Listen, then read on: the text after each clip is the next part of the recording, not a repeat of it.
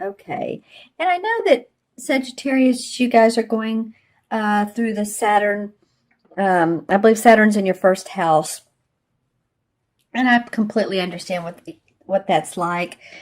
Being a Libra sun, Saturn spent some time in my house, first house, and I just have to tell you that there is growth and opportunity to come of it. It feels sometimes like you're fighting the waves and trying to stay afloat, but believe me, the lessons that are learned of Saturn, and we don't want to have to learn lessons, but let's just say the experiences and opportunities that come up with Saturn allow us to grow and evolve and better things to come. So just remember, there's always light at the end of the tunnel, and you may be having a great time with Saturn. Some people look at it as like a Mercury retrograde. When Mercury's in retrograde and things feel stalled, delayed, then it does. It feels that way.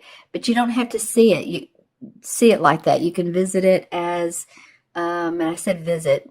It really is like revisit. It's like having old friends coming into your life. It's revisiting what you're doing in your life and seeing if that's working for you.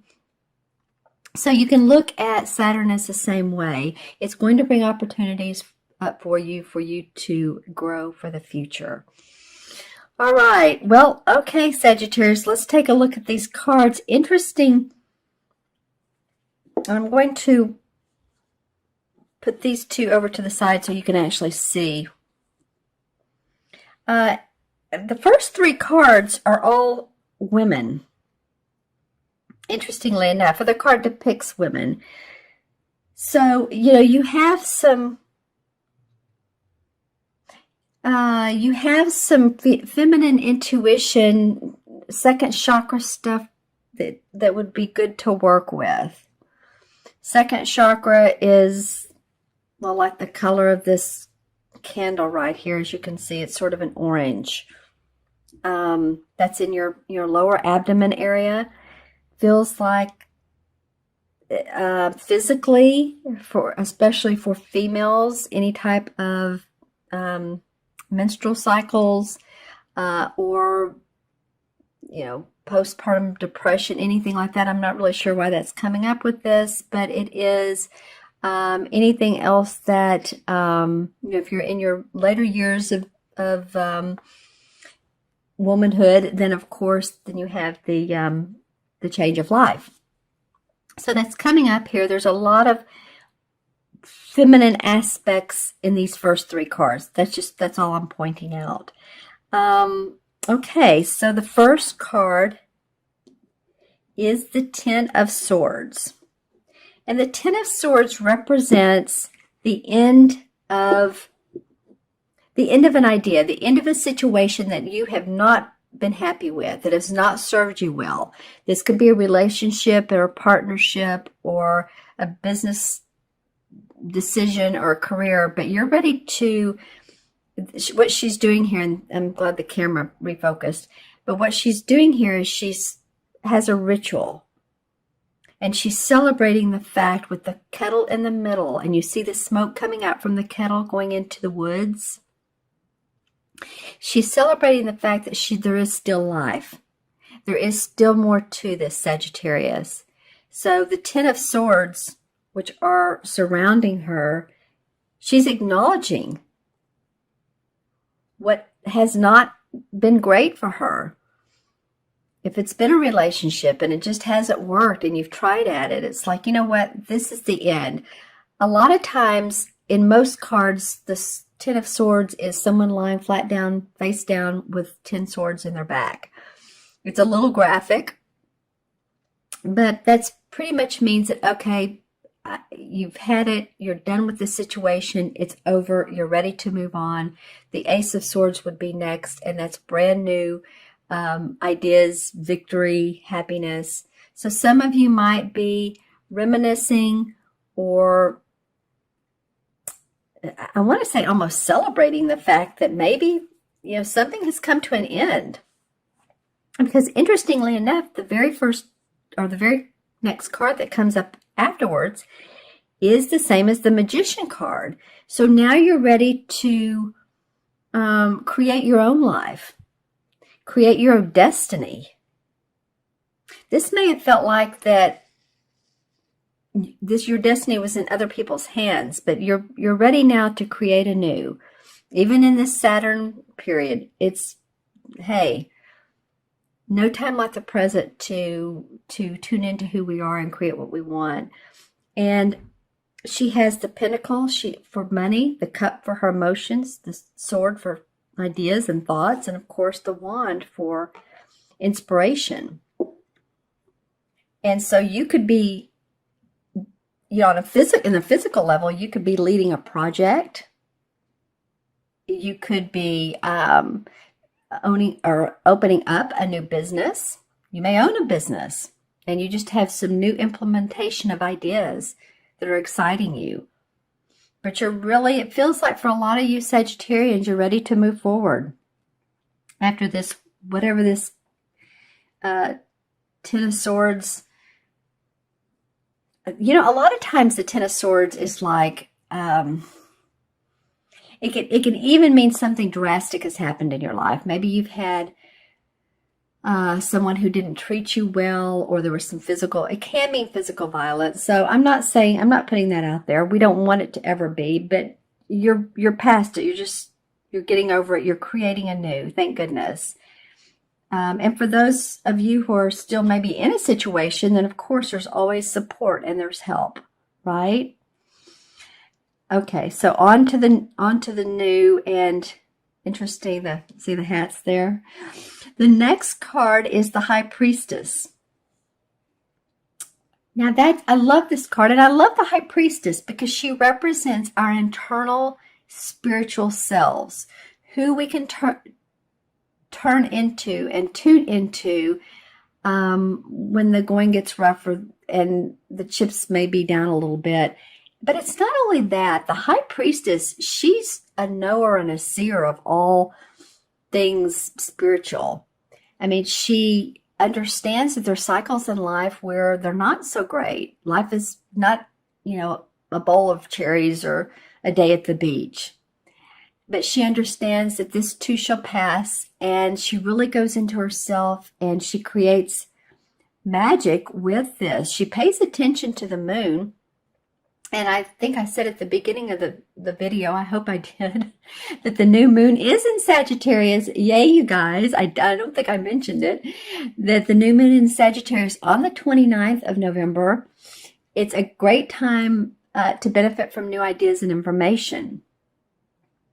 So pay attention to what others are saying. Pay attention to your own intuition, because this moon right here is a reflection of what she's creating. So she's tuning into the stars, the skies, the planets. If you're an astrologer, if you're into astrology, you may really want to pay attention to your astrology, your sun, moon, and natal chart, and where those lie. What am I seeing in this? See how the moon reflects right down here in the cauldron? It's a reflection of the moon. So she's intuitively channeling this information and creating her own essence. It's very similar to this. These two are, the only difference really is this one is because it's a darker color, not warmer, but darker, bluish. It's actually a cool color. But this is a little bit more spiritual, a little bit more intuitive. This is knowing your inner self. This is creating and manifesting in the outer. This is manifesting in the inner, your inner world. Interesting. So 2 major arcana cards in a row. Okay. And then the 4th card is the 6 of Chalices. And this is really a cute card. I love the 6 of Chalices anyway, and it always depicts 2 kids, always cute little kids. And as you can see, they've had their picnic and their silverware out, and their cups and their dishes and their they're in this meadow and holding hands with this canary. I guess the canary represents cheeriness and songbird, right? Singing. So the Six of Chalices can mean that you're revisiting those old childhood memories. You're thinking of those. You're remembering those. And remembering those in a very loving way for the most part. I'm looking at, yeah, I think for the most part, because I look at who matches who or who faces who, that this card is one of past memories. You may come across one of your annuals, yearbook, whatever you called it in your high school, junior high, or fraternity, sorority, if you're, college. But you may come across one of those and flip through the pages and look at the pictures and really, think about that. Or one of your elementary school pictures, you might be getting those out and say, oh my gosh, look, I remember her. I remember him. Wow, look at my teacher. And that is always such a fun thing to do. Since I've, been in the process of moving, I've tried not to look at pictures too much because there's so much else to do. But the one day I took about 20 minutes, it was a blast. So it might be that some of you are just rethinking about childhood memories, hopefully keeping it in a positive way. We'll see what the clarification card is.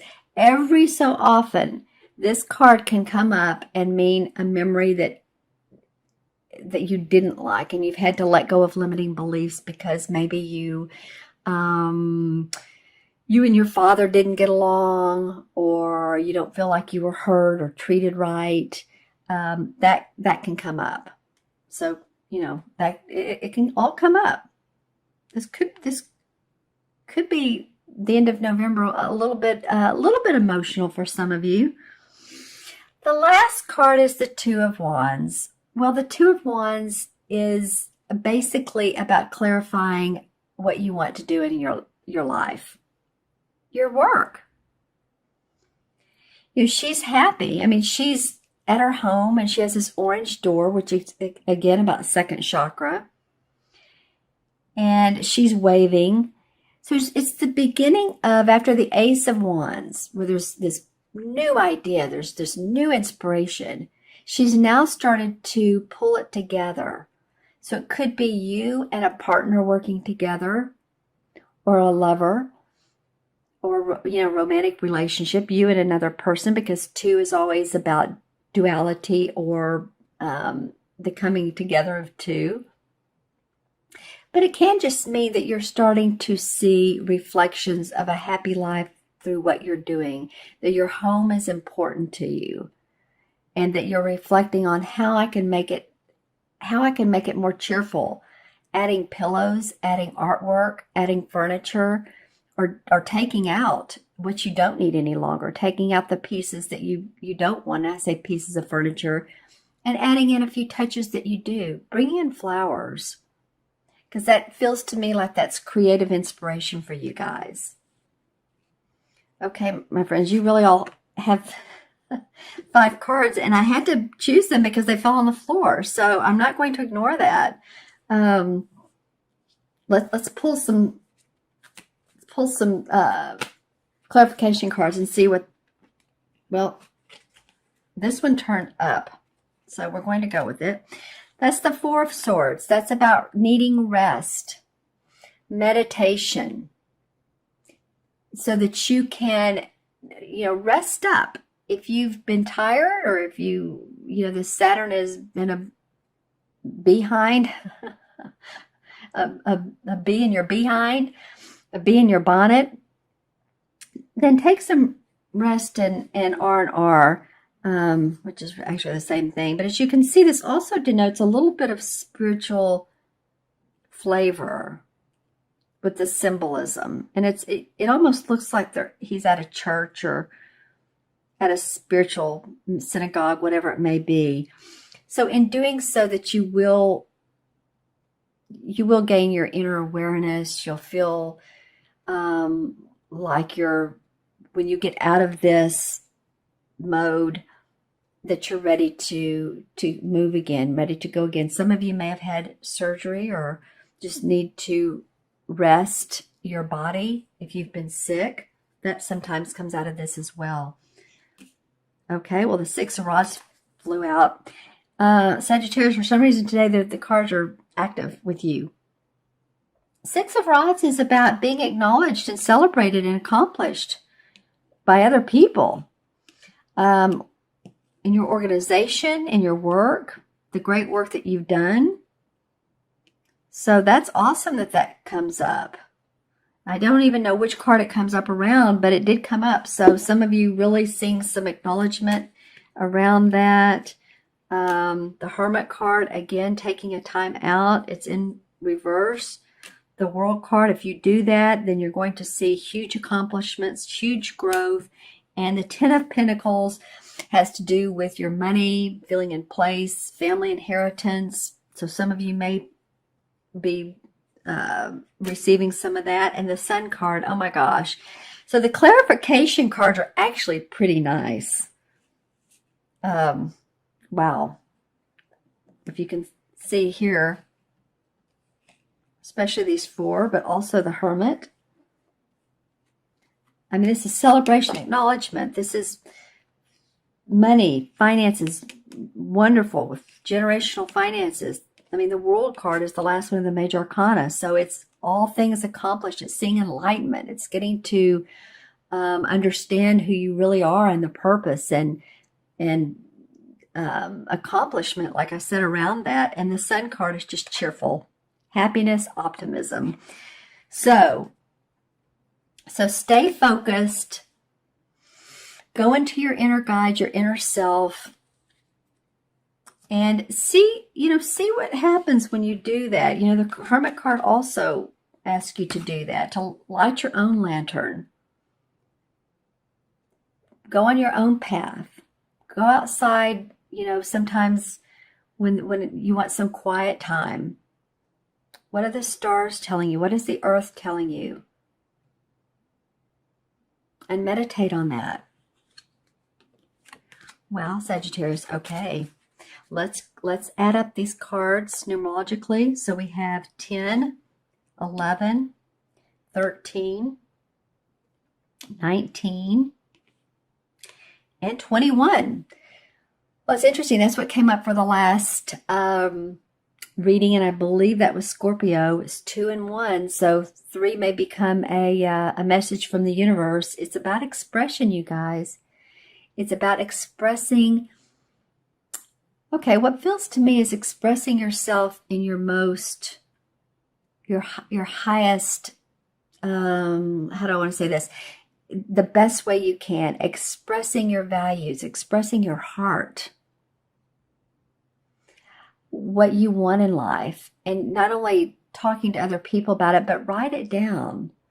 Make some notes to yourself or mental notes to yourself. How do I want my life to look? Because you got a variety of cards here that really talks about that.